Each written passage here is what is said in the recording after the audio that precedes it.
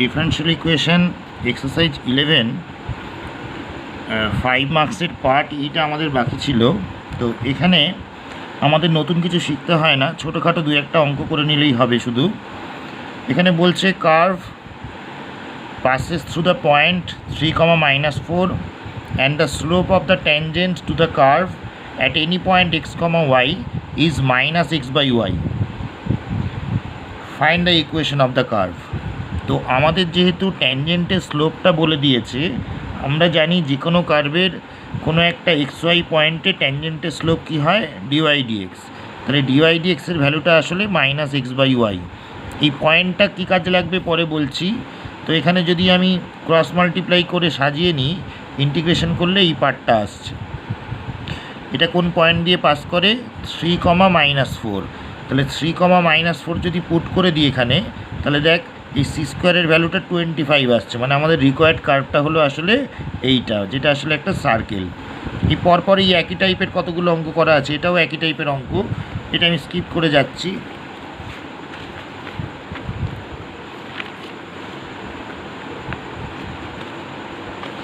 আচ্ছা, এটাও দেখ একই টাইপের অঙ্ক, শুধু এখানে স্লোপটা এটা বলে দিয়েছে। তো এটা সলভ করতে গেলে আমাদের ডিফারেন্সিয়াল ইকুয়েশনের আলাদা ফর্ম লাগবে। মানে এখানে dy/dx যেহেতু এটা, এখানে খেয়াল কর এটা a1x + b1y + c1/a2x + b2y + c2 ফর্মে আছে, যেখানে a1/a2 হচ্ছে হাফ, আর আর b1/b2 হচ্ছে হাফ। মানে a1টা এখানে কিন্তু 2 আর a2টা হচ্ছে 3, কারণ yx আছে।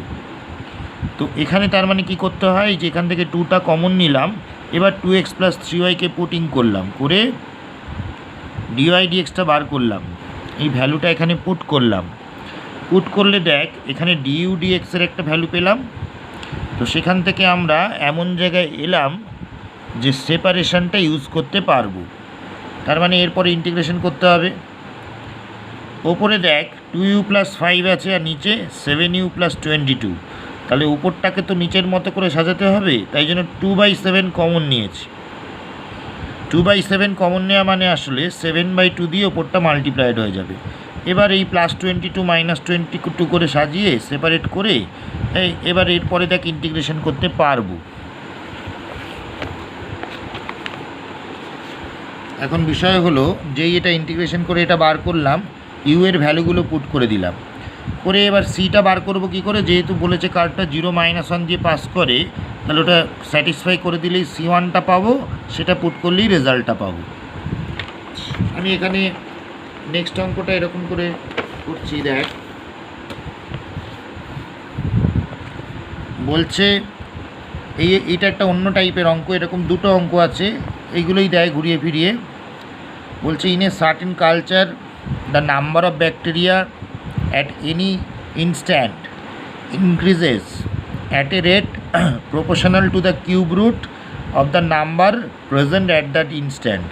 বলেছে একটা ব্যাকটেরিয়ার যে কাউন্টটা সেটা ইনক্রিজ করছে কী রেটে, কোনো মোমেন্টে যেটা ছিল তার কিউব রুটের সাথে প্রপোর্শনাল।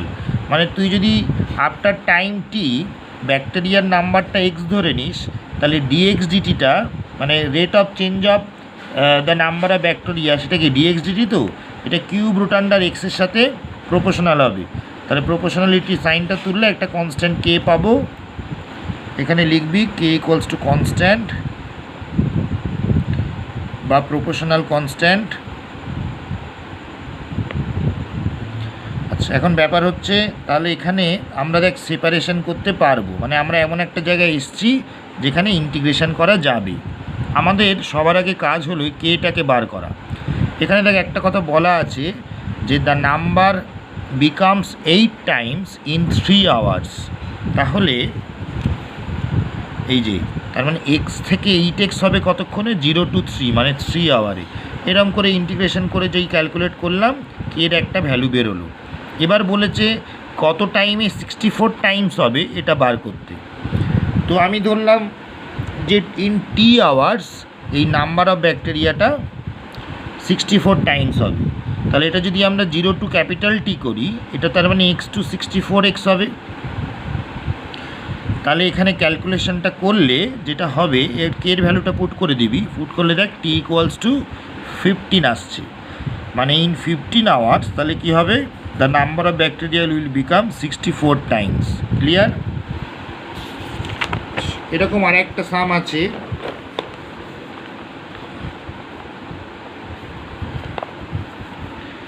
বলছে আর radioactive substance is subject to the law of natural decay dvdt equals to minus kV, where V is the volume of the substance at time t and K is a positive constant. এবার বলেছে if 40% of the substance disappear in 25 years, find the time it takes to disappear 60% of the substance. তো আমাদের এখানে law of ডিকেটা বলে দিয়েছে যে dv dt equals to minus kv, তাহলে dv by v equals to কি মাইনাস কে ডিটি। এবার বলেছে 40% ডিসঅ্যাপিয়ার করে 25 ইয়ার্সে, মানে টাইমটা যখন এখানে 0 to 25 করব, তাহলে এখানে 40% ডিকে হলে ইনিশিয়ালি ছিল ভি, এখন হবে ভি মাইনাস 40% অফ ভি। এটা ক্যালকুলেট করে ভি টু 3v/5, আর এখানে 0 to 25। এবার এটা ইন্টিগ্রেশন করলাম, আপার লিমিট মাইনাস লোয়ার লিমিট করে দেখ কে এর ভ্যালুটা বার করলাম একদম আগেরটার মতন। এবার বলেছে যে কি বলেছে 60% ডিসঅ্যাপিয়ার করবে কোন টাইমে সেটা বার করতে। তা আমি ধরলাম 60% সাবস্টেন্স ডিসঅ্যাপিয়ার করবে in T years, capital T years, তাহলে 60% ডিকে হবে মানে ভি মাইনাস 60% অফ ভি লিখবো, আর এটা 0 to t ধরলাম, ক্যালকুলেট করলাম, এদিকে কে এর ভ্যালুটা পুট করলাম, তাহলে টি এর ভ্যালুটা হবে দিস, এত ইয়ার্স হবে লেখা উচিত। মোটামুটি পার্টিতে যে কটা অঙ্ক আমি করে দিয়েছি ওই কটা করলেই হবে। তোরা শুধু ওই স্লোপের যে অঙ্কগুলো শুরুর দিকে ওটার ওই 7-8টা অঙ্ক আছে, আমি 4টে মতন 5টা মতন করে দিয়েছি, বাকিগুলো করে নিবি। আর শেষের দিকে এই দুটো অঙ্ক করে নিবি, আর মাঝখানে কিছু অঙ্ক আছে ওই মার্জিনাল কস্ট ফাস্ট এইসবের অঙ্ক, ওগুলো বাদ দিয়ে দিবি, ওগুলো করতে হবে না, ওগুলো তোদের অঙ্ক না, আসলে আগে কমার্সে আসতো, তোদের এসব করতে হবে না, ঠিক আছে। আরেকটা জিনিস সেটা আমি এটার সাথে করিয়ে দিচ্ছি, সেটা হচ্ছে ডিফারেন্সিয়াল ইকুয়েশনের মিসলেনিয়াস পার্টটা। তোদের বইতে এটা খুব ছোট্টই আছে, তো মিসলেনিয়াসে দেখ যেগুলো ভালো অঙ্ক আমি সেগুলো করে দিয়েছি। মনে কর যে এই অঙ্কটা আছে 1 + xy ব্র্যাকেট দিয়ে into y dx plus 1 - xy into x dy. এখন এখানে দেখ ব্র্যাকেট তোলার সময় আমি যেটা করেছি, দেখ এখানেও xy আছে, এখানেও xy আছে, ফার্স্ট টার্মগুলোকে আগে একসাথে করেছি, 1 ইন্টু এটা করলে ওয়াই ডিএক্স, আর এখানে 1 ইন্টু এটা করলে এক্স ডিওয়াই একসাথে নিয়েছি। আর বাকি টার্মগুলোকে একসাথে নিলে দেখ xyটা কমন যাচ্ছে। এবার দেখ এটা কী আসছে, ডি অফ xy, এর নিচেই xyটাকে নিয়ে এলাম, যেহেতু 0 আছে xy দিয়ে ডিভাইড করতেই পারি। তাতেও একটা প্রবলেম হচ্ছে, দেখ এই যে ডি অফ xy/xy এটার ইন্টিগ্রেশন করতে পারবি, কিন্তু দেখ এগুলোর ইন্টিগ্রেশন করতে পারবি না। তাই জন্য আমি আবার একটা xy দিয়ে ডিভাইড করেছি, তাহলে এটা xy² হলো, এখানে দেখ একটা নিচে x হলো, এখানে একটা নিচে y হলো। এবার যদি আমরা ইন্টিগ্রেট করে দিই, দেখ প্রত্যেকটারই ইন্টিগ্রেশন করতে পারছি। আচ্ছা, আমাদের এক্সারসাইজে বার্নৌলিজ ইকুয়েশনের একটাই অঙ্ক ছিল, কিন্তু মিসলেনিয়াসে বেশ কয়েকটা আছে, আমি আরও বেশ কয়েকটা পাঠাবো অন্য একটা এক্সারসাইজের, সেটা তোরা করে নিবি সবাই। বলছে dy dx minus tan y/1 + x equals to 1 + x into e⁴x into sec y, এরকম আছে। এটা দেখ ডিওয়াই ডিএক্স যেহেতু আছে, এটা আমরা বুঝতে পারছি Bernoulli's equation with respect to the variable y. তাহলে কি করতে হয়, তাহলে সেক ওয়াইটাকে এদিকে ডিভাইড করব, সেক ওয়াইটা এদিকে ডিভাইড করব মানে হলো আসলে কস ওয়াই দিয়ে মাল্টিপ্লাই করব। তাহলে এটা কস ওয়াই ডিওয়াই ডিএক্স, এটা সাইন ওয়াই, আর এটা 1 + x ইন্টু e⁴x হলো। এবার কি করতে হয়, সেকেন্ড টার্মে যে ওয়াইয়ের ফাংশানটা থাকবে সেটাকে আমরা পুটিং করব। দেখ সেকেন্ড টার্মে ওয়াইয়ের ফাংশন হচ্ছে সাইন ওয়াই, তাহলে সাইন ওয়াইকে যদি আমরা পুটিং করি ইউ, তাহলে কস ওয়াই ডিওয়াই ডিএক্সটা কী হবে, ডিইউ ডিএক্স হবে। সেইটা যেই পুটিং করে দিলাম, দেখ এটা লিবনিজ ফর্মে চলে এলো। লিবনিজ ফর্মের সাথে যদি এটাকে ম্যাচ করাই, তাহলে এখানে পিএক্সটা কত, মাইনাস 1/1 + x, যেখানে আইএফটা করলে হবে e⁻∫ -1/1 + x dx, that is e⁻−log 1 + x, মাইনাসটা পাওয়ারে গেল, e⁻log ভ্যানিশ করে, তাহলে 1 + x ⁻⁻1 বা 1/1 + x হচ্ছে তার মানে আমাদের রিকোয়ার্ড আইএফ, তাই তো। এখন বিষয় হলো তার মানে এই যে d(u/1 + x) আর এদিকেও 1/1 + x মাল্টিপ্লাই হলো, তাহলে এদিকে শুধু e⁻x থাকলো। আমরা জানি এখানে কি হয়, d যার ডেরিভেটিভ ছিল মানে ইউ এর, আর যেটা আইএফ এসছে মানে 1/1 + x, আর ডান দিকের ফাংশনটার সাথেও 1/1 + x মাল্টিপ্লাই হয়ে গেল। বাকিটা ইন্টিগ্রেশন করে অত্যন্ত সহজ। এখানে এরপরে আমি একটা স্পেশাল মেথড শেখাচ্ছি যেটা তোরা এর আগে শিখিসনি, কিন্তু যেটা খুব ইম্পর্টেন্ট। যেমন ধর এই অঙ্কটা দিয়েছে, এটা যদি তোরা ওই ফর্ম দিয়ে সাজাতে চাস দেখবি একটু অসুবিধা হচ্ছে বা সাজাতে পারবি না, তখন তাহলে যে সমস্ত অঙ্ক এই ধরনের ফর্মে থাকবে অথচ আমরা y = vx ফর্মেও পাবো না, বা কোনো স্ট্যান্ডার্ড ডিফারেন্সিয়াল যেগুলো শিখেছি সেই ফর্মেও পাবো না, তখন আমরা এই পার্টিকুলার পোলার ট্রান্সফরমেশনটা ইউজ করি। এটাকে আমরা বলি হচ্ছে ব্রহ্মাস্ত্র। যে অঙ্ক কোনোভাবে হবে না, এইভাবে হতেই হবে।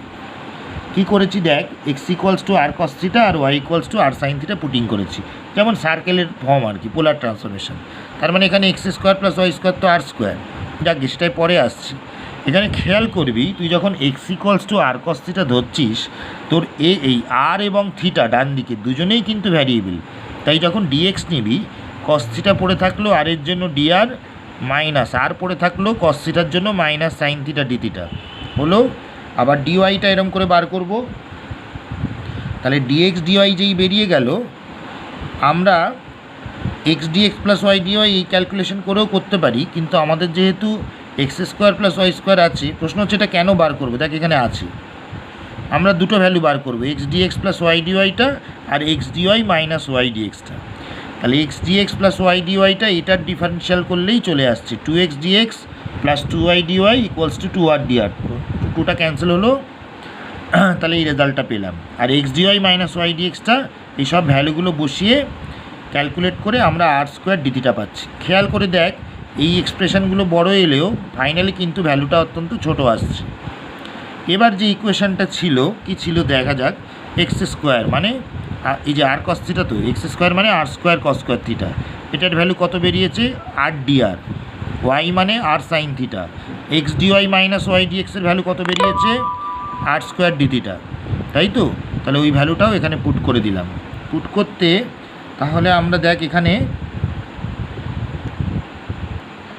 এই যেটা পেলাম সেখান থেকে সহজেই সেপারেট করে আমরা অ্যান্সারটা বার করতে পারবো। এখন বিষয় হলো আমরা তো অ্যান্সারটা r থিটায় পেলাম। হ্যাঁ স্বাভাবিক, আমরা পোলার ট্রান্সফরমেশন বুঝি, r মানে হচ্ছে √x² + y², আর ট্যান থিটাটা কী হয় বা cos θটা কত হয়, x/r, তাহলে sec θটা r/x, আর মানে কি আবার √x² + y², পুট করে দিয়ে চলে আসুন। আরেকটা অঙ্ক একটু বলে দিই, এই অঙ্কটা অনেক জায়গায় দেখা যায়, এটা দেখ x + y(y1) / xy1 - y, y1 মানে dy dx আমরা জানি, তাহলে এটাকে সাজিয়ে লিখলে x dx + y dy আর নিচে x dy - y dx = this one। এবার দেখ এইটাকে আমরা জানি x dx + y dy K half into d of x² + y² লেখা যায়, আর এইটাকে নিচে নিয়ে এসেছি এরকম ফর্মে লিখেছি, আর এই পার্টটাকে উপরে নিয়ে গেছি। এবার এই √x² + y² দিয়ে আবার নিচে মাল্টিপ্লাই করেছি, তার কারণ জানি আমরা এদিকের ফর্মটা হচ্ছে x dy - y dx / x² + y² পেলে একটা ফর্ম হয়, তাই জন্য √x² + y² দিয়ে বোথ সাইডে মাল্টিপ্লাই করে দিয়েছি। এবার এই পার্টটাকে খুব ভালো করে লক্ষ্য কর, এটা বলতো dx/2√x ফর্মে এসছে কিনা। তো dx/2√x থাকলে আমরা d of √x লিখতে পারি কিনা ভাব। d of √x মানে কি, 1/2√x dx, তার মানে এই half into d of x² + y² by this, এই পুরোটার জায়গায় আমরা এইটা লিখতে পারি কিনা বল। আর নিচে যেটা আছে এই লাস্টেরটা √x² + y² এর হোল স্কোয়ার কিনা বল। তাহলে এদিকটা সাইন ইনভার্সের ফর্মে এলো, আর এদিকটাকে তোরা জানিস ডাইরেক্ট ট্যান ইনভার্সটা বসানো যায় না, আগে এক্স স্কোয়ার দিয়ে ওপর নিচে ডিভাইড করে দিবি, তাহলে ওপরটা d of y by x হয়ে গেল, আর নিচে 1 plus y by x whole square, মানে এটা দেখ এবার ট্যান ইনভার্সের ফর্মেই চলে এলো, d x by 1 plus x স্কোয়ারের ফর্মে, তাহলে এটা d of tan inverse y by x লিখতে পারবো। এবার বোথ সাইড ইন্টিগ্রেট করে দিলেই দেখ আমরা রেজাল্টটা পেয়ে যাচ্ছি। এই অঙ্কটা যে এত জটিল করে আমরা সাজালাম, মাথায় তো নাও আসতে পারে, তাহলে কি তোদের ব্রহ্মাস্ত্র দেওয়া আছে, তোরা কি করবি যে এখানে দেখ সিম্পলিফাই করে যেটা আসছিল এটাকে, যে x d x plus y dy, x dy minus y dx, আমরা আগের অঙ্কটা এই ভ্যালুগুলো বার করেছি না, কী কী বার করেছি দেখা যাক। দেখ x d x plus y ডিওয়াইয়ের ভ্যালু কী বার করেছিস, আর কস থিটা, আর এক্স ডিওয়াই মাইনাস ওয়াই ডিএক্সের ভ্যালু কী বার করছিস, আর স্কোয়ার ডি থিটা। আমি আর শুরুর ক্যালকুলেশনটা করিনি, শুধু ওই দুটো ভ্যালু ইউজ করে এই যে ফ্রম দ্য প্রিভিয়াস প্রবলেম বলে লিখেছি, তোরা আবার করে দিবি। ওই ভ্যালুগুলো বসালে দেখ এটা ডিরেক্টলি ছোট্ট এক্সপ্রেশনটা চলে আসছে, তার মানে ইন্টিগ্রেশনটা কত সহজ হচ্ছে ভাব, জাস্ট 2-3 লাইনে অঙ্কটা হয়ে যাচ্ছে। কিন্তু এইভাবে সাজাতে কিন্তু যথেষ্ট দক্ষতা না থাকলে এইভাবে সাজানো খুব মুশকিল। তো এই মেথডটা একটু ভালো করে শিখে নিবি। তো মিসলেনিয়াসটা আর ডিফারেন্সিয়াল ইকুয়েশনটা তোদের শেষ হলো মোটামুটি। আমি এইটার সাথে আরেকটা লিবনিজ বার্নৌলির জন্য আরেকটা এক্সারসাইজ পাঠাবো অন্য একটা বই থেকে, ওখানকার ভালো অঙ্কগুলো যেগুলো আমার করানো থাকবে মানে মেটেরিয়ালটাই, সেগুলো তোরা করে নিবি অবশ্যই, ঠিক আছে।